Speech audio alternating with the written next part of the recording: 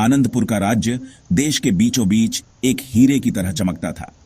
राजा वीरेंद्र ज्ञान और दया से राज करते थे। उनकी प्रजा उनसे बहुत प्यार करती थी। उनके साथ हमेशा उनका वफादार मंत्री चतुर राजकुमार रहता था। राजकुमार अपने तेज दिमाग के लिए पूरे राज्य में मशहूर थे। राजा के प्रति उनकी वफादारी अटूट थी। दोनों मिलकर सबके लिए शांति और खुशहाली बनाए रखते थे। राजा और उनका मंत्री दोनों मिलकर कमाल की जोड़ी थे। वे एक दूसरे के मन की बात समझते थे। दोनों पूरे तालमेल से काम करते थे। वीरेंद्र राजकुमार की सलाह पर भरोसा करते थे।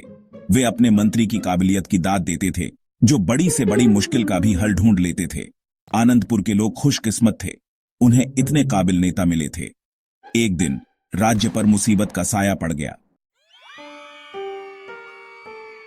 चोरी की खबर आनंदपुर में आग की तरह फैल गई। लोगों के दिलों में डर बैठ गया। राजा वीरेंद्र के राज में वे हमेशा सुरक्षित महसूस करते थे। अब एक बेचैनी सी छा गई थी। खास तौर पर व्यापारी परेशान थे। उन्हें डर था कि उनका व्यापार ठप हो जाएगा। राजा वीरेंद्र अपनी प्रजा की चिंता समझते थे। वे जानते थे कि चोरी सिर्फ एक जुर्म नहीं था, यह उनके समाज के ताने बाने के लिए खतरा था। उन्होंने अपनी प्रजा को भरोसा दिलाया, इंसाफ होगा। उन्होंने राज्य की सुरक्षा में लोगों का विश्वास फिर से जगाने का वादा किया। इस बीच राजकुमार ने अपनी जांच शुरू कर दी थी। वे व्यापारी के घर गए। उन्होंने घटनास्थल की जांच की, नौकरों से पूछताछ की, यहां तक कि पड़ोसियों से भी बात की। उन्होंने ध्यान से सबकी बात सुनी। उन्होंने बारीकी से हर चीज का मुआयना किया। वे कोई सुराग ढूंढने की ठान चुके थे। कई दिनों की लगातार कोशिश के बाद राजकुमार को एक सफलता मिली। उन्होंने सभी संदिग्धों को इकट्ठा किया। उन्हें महल के आंगन में लाया गया। वहां बेसब्री का माहौल था। सब सांस रोककर इंतजार कर रहे थे। वे देखना चाहते थे कि मंत्री कैसे सच का पता लगाएंगे। राजकुमार सबके सामने खड़े हुए। उनके हाथ में एक लकड़ी का डंडा था। उन्होंने कहा, चोर के डंडे की लंबाई सुबह तक 1 इंच बढ़ जाएगी। संदिग्ध घबराहट से देखने लगे। एक संदिग्ध करवटें बदलता रहा। वही चोर था। उसने डंडे का 1 इंच काट दिया। अगली सुबह राजकुमार ने डंडे की जांच की। उन्होंने चोर का नाम घोषित किया। भीड़ हाँफने लगी। चोर बेनकाब हो गया था। भाग 4, जंग के खतरे की आहट। चोर के पकड़े जाने और न्याय मिलने के बाद आनंदपुर में फिर से शांति लौट आई। हालांकि यह शांति ज्यादा दिन नहीं टिकी। राजा वीरेंद्र के कानों तक परेशानी की आहट पहुंची। एक पड़ोसी राज्य उनकी सीमा पर अपनी सेना जमा कर रहा था। पड़ोसी राज्य का राजा लालची और महत्वाकांक्षी था। वह लंबे समय से आनंदपुर की समृद्धि से ईर्ष्या करता था। राजा वीरेंद्र जानते थे कि उन्हें युद्ध की तैयारी करनी होगी। उन्होंने राजकुमार को बुलाया। उन्होंने स्थिति पर लंबी चर्चा की। उन्होंने अपने विकल्पों पर ध्यान से विचार किया।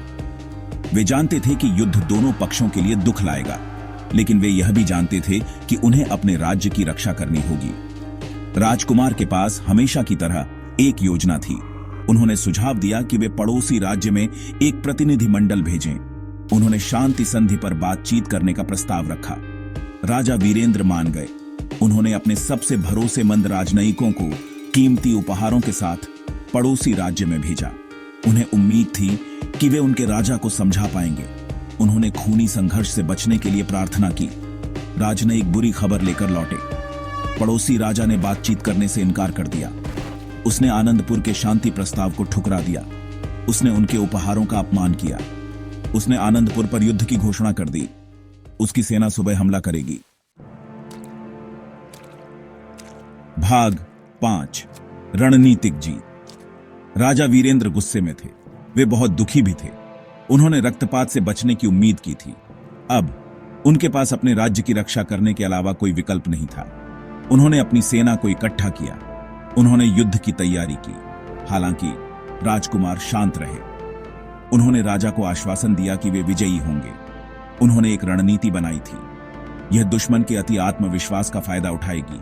यह उनकी हार की गारंटी देगी। जैसे ही दुश्मन आनंदपुर सीमा के पास पहुंचा, उन्होंने खुद को एक जाल में फंसा पाया। राजकुमार ने उनके हर कदम का अंदाजा लगा लिया था। उन्होंने आनंदपुर सेना को रणनीतिक रूप से तैनात किया था। वे बेखबर दुश्मन पर घात लगाकर हमला करने की प्रतीक्षा कर रहे थे। आनंदपुर की लड़ाई तेज और निर्णायक थी। दुश्मन, जो बेखबर था और जिसकी संख्या कम थी, हार गया। जीत आनंदपुर की हुई।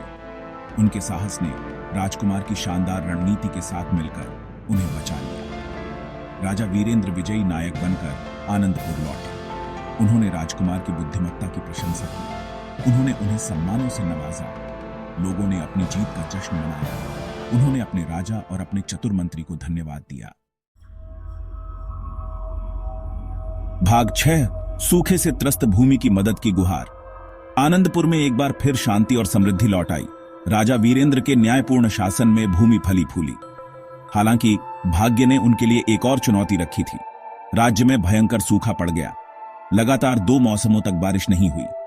नदियां सूख गईं, खेतों में फसलें मुरझा गईं। आनंदपुर के लोग एक भयानक स्थिति का सामना कर रहे थे। वे अपने राजा की ओर देख रहे थे, एक चमत्कार की उम्मीद में। राजा वीरेंद्र ने अपनी प्रजा के दुख को साझा किया। उन्होंने सूखे की चिंता में रातें जागकर बिताईं। वे जानते थे कि उन्हें कोई उपाय खोजना होगा। उन्होंने राजकुमार को बुलाया। मेरे प्रिय मित्र, राजा वीरेंद्र ने चिंता से भरी आवाज में कहा, हमारी भूमि सूखी है, हमारे लोग पीड़ित हैं। हमें आनंदपुर में पानी वापस लाने का कोई रास्ता खोजना होगा। राजकुमार ने धैर्यपूर्वक सुना। वे भी स्थिति को लेकर चिंतित थे। उन्होंने जंगल में गहरे छिपी एक प्राचीन झील की कहानियां सुनी थी। कहा जाता था कि झील में जादुई पानी था। यह भूमि को फिर से हरा भरा कर सकता था। हालांकि झील सिर्फ एक कहानी थी। इसे आज तक किसी ने नहीं ढूंढा था। भाग 7 आनंदपुर की अमर विरासत। राजकुमार ने छिपी हुई झील की कहानी की जांच करने का फैसला किया। उन्होंने भरोसेमंद लोगों का एक छोटा समूह इकट्ठा किया। वे जंगल में निकल पड़े। उन्होंने कई दिनों तक यात्रा की। उन्होंने कई खतरों का सामना किया। जंगली जानवरों, खतरनाक रास्तों और चिलचिलाती धूप ने उनके संकल्प की परीक्षा ली। लेकिन राजकुमार अपने मिशन पर डटे रहे। वे पौराणिक झील को खोजने के लिए दृढ़ थे। अंत में हफ्तों की खोज के बाद वे एक खुले मैदान में पहुंचे और वहां पेड़ों के बीच झील थी। यह धूप में पन्ने की तरह चमक रही थी। इसका पानी बिल्कुल साफ था। राजकुमार जानते थे कि उन्हें वह मिल गया है जिसकी उन्हें तलाश थी। वे इस खबर के साथ आनंदपुर लौट आए। राजा बहुत खुश हुए। उन्होंने झील से खेतों तक पानी लाने के लिए एक नहर बनाने का आदेश दिया। जल्द ही सूखी भूमि में पानी वापस बहने लगा। फसलें फिर से हरी हो गईं। लोग खुशी मनाने लगे। राजा वीरेंद्र का दिल अपने चतुर मंत्री के प्रति कृतज्ञता से भर गया। बुद्धिमान राजा और उनके चतुर मंत्री की कहानी दूर दूर तक फैल गई।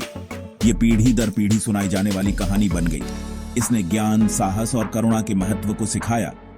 इसने लोगों को याद दिलाया कि विपरीत परिस्थितियों में भी आशा और एकता किसी भी चुनौती पर विजय पा सकती है।